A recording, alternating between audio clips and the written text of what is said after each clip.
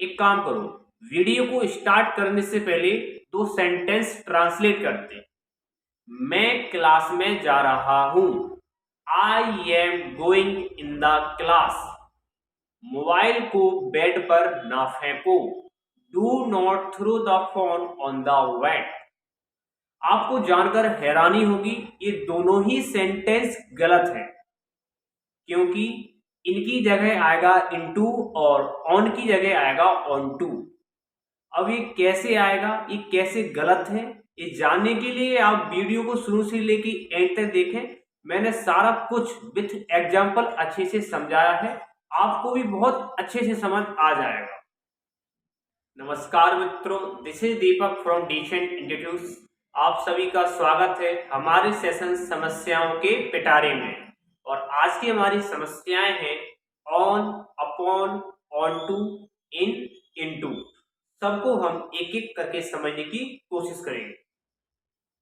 चलिए फिर हम अपना पहला वर्ड स्टार्ट करते हैं, इन। इनका जो सबसे पहला यूज है वो टाइम रिलेटेड वर्ड के साथ किया जाता है।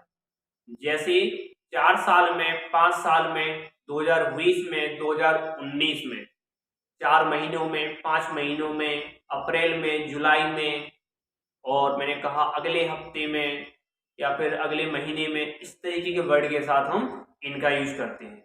और इनका यूज हम इन the morning, in the evening, in the afternoon के साथ भी करते हैं। इसके बाद हम इनका यूज लार्ज सिटी के नेम के पहले करते हैं। यदि वो किसी सिटी का नेम है, किसी विलेज का नेम है, या फिर किसी कंट्री का नेम है, इन तीनों के नेम से पहले हम इनका यूज करते हैं। आइए कुछ एग्जाम्पल देख लेते हैं।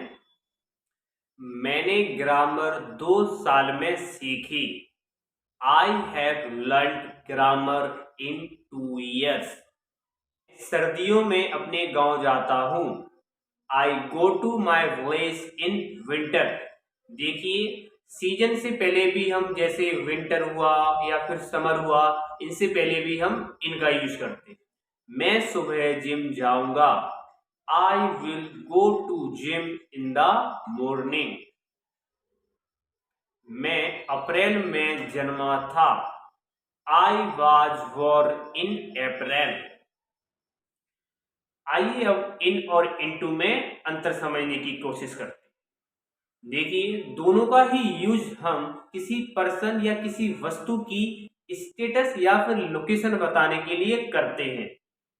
जिस व्यक्ति या जिस पर्सन की आप लोकेशन या स्टेटस बता रहे हैं, यदि वो मोशन में है तो हमें उससे पहले इनटू लगाना है। यदि वो नॉन मोशन में है तो हमें उससे पहले इन लगाना है। आइए अब इन और इनटू में अंतर समझने की कोशिश करते हैं। देखिए, इन और इनटू दोनों का यूज हम के अंदर के अर्थ में किसी पर्सन या किसी वस्तु की स्टेटस या फिर लोकेशन बताने के लिए करते हैं। अब देखिए, जिस पर्सन या जिस वस्तु की आप लोकेशन या फिर स्टेटस बता रहे हो, यदि वो मोशन में है तो आपको इनटू का यूज करना है। और अगर नॉन मोशन में है, अगर वो मोशन में नहीं है, गतिहीन है, तो आपको इन लगाना है। जैसे मान लो एक राम नाम का लड़का है, वो क्लास के अंदर है। अब उसकी आपको लोकेशन बतानी है कि वो क्लास के अंदर है, और यहाँ पे जो राम है वो नॉन मोशन है, वो गतिहीन है। तो आप बोलोगे Ram is in the class. और उसी स्थान पर मान लो राम है, हमें बताना है कि राम क्लास के अंदर है, बट वो भी क्लास के अंदर जा रहा है, इंटर कर रहा है। तो राम किस अवस्था में हुआ? मोशन में है, वो गति में है, तो हम इनटू का यूज करेंगे। जैसे Ram is going into the class. पहले में हमने इन लगाया था क्योंकि राम नॉन मोशन था, गतिहीन था। अब मोशन में है इसलिए हमने इनटू लगाया। आइए और एग्जाम्पल को समझने की कोशिश करते हैं। कॉफी कप के अंदर है।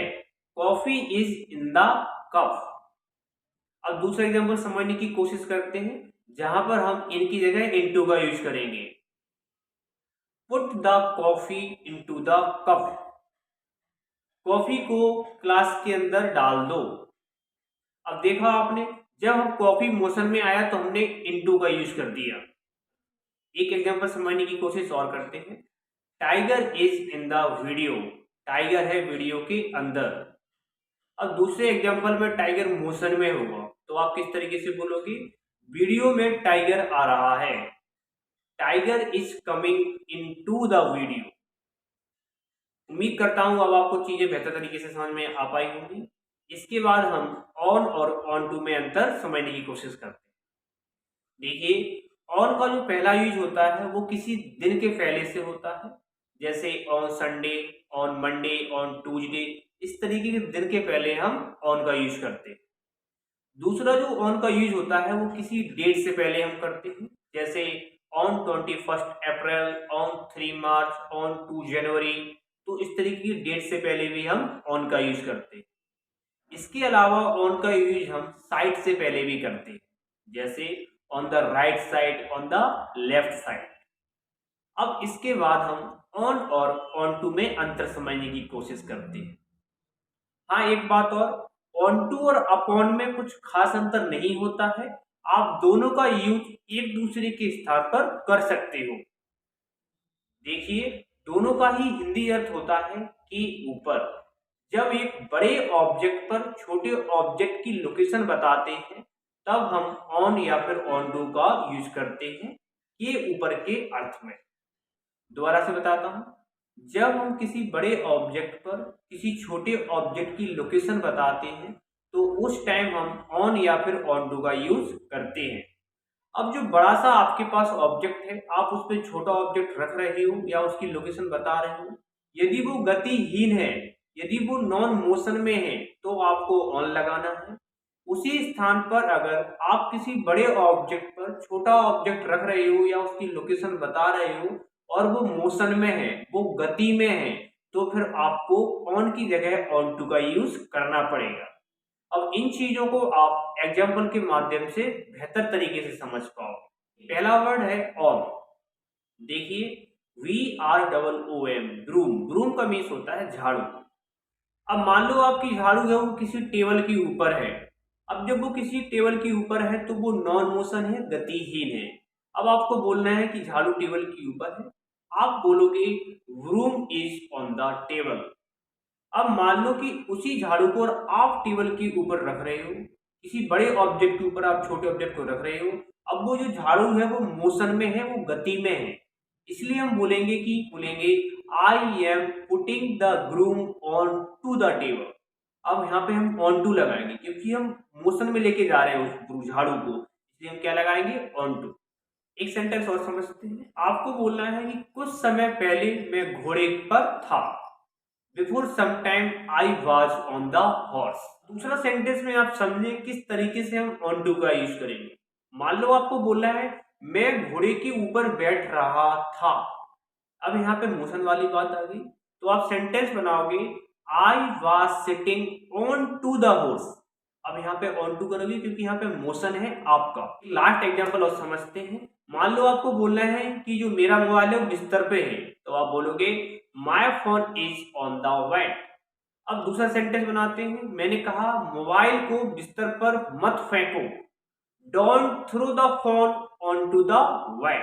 उम्मीद करता हूं इस वीडियो से आपको कुछ ना कुछ नया सीखने को मिला होगा, और वाकई में मिला है तो आप चैनल को सब्सक्राइब करके जरूर जाएं और इस वीडियो को अपने उन बहन भाई और रिश्तेदारों के साथ जरूर शेयर करें जो थोड़ी बहुत भी इंग्लिश सीखने की इच्छा रखते हैं। तब तक के लिए नमस्कार।